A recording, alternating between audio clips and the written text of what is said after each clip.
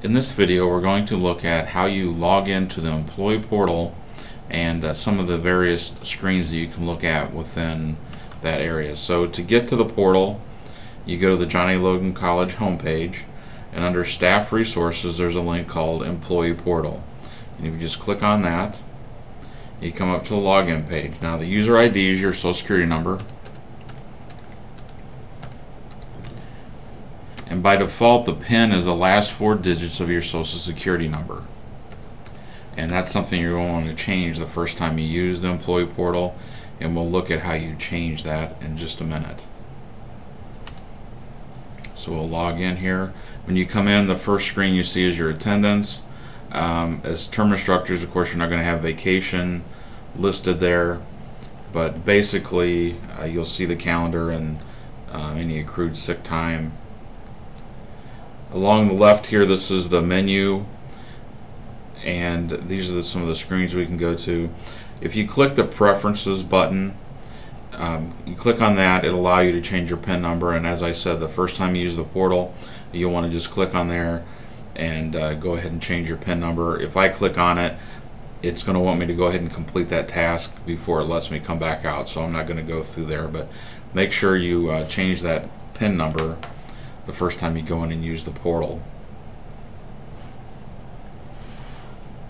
First, I'm going to click here on the previous check detail, and this is showing a screen from a couple years ago when I was a term instructor.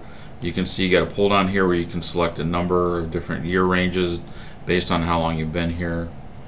So I'm going to select the one here from January 1st, 2006 to December 1st, 2006, and it will bring up the screen for my checks from when I was teaching one class as a term faculty member. And you'll see here you've got the check numbers, the dates, all the information you would normally get on your pay stub. And if you're using direct deposit, you're not going to be receiving those pay stubs, so that's one reason why the employee portal will be of use to you. So basically you can go back and look for a number of years. There's some other things you can do with like check simulation, where you can go through, and this is going to apply more to full-time faculty or full-time employees, where they can go through and change some of the things on the pay stub, the various variables. So I'm not going to go into that information, but the other links here like deductions and benefits, current positions, this is going to show all the contracts you're a part of.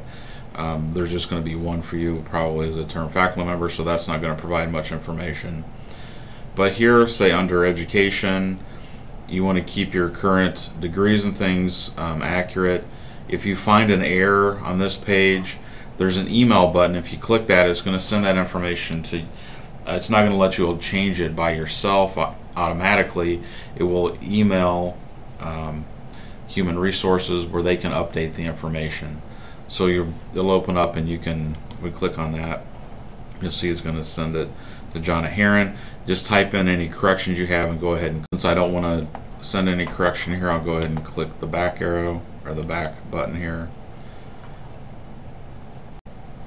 and then name and address. Once again, you can email to have that information updated, and total compensation is going to show your compensation for the year.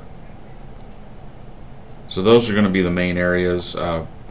As term faculty, you're probably just going to be most interested in your check details, and then maybe correcting some change of address and information like that. So that's all we'll be covering. To log out, you just click the log out button here in the upper right, or click the log out button here on the lower left, and you just log out of the system.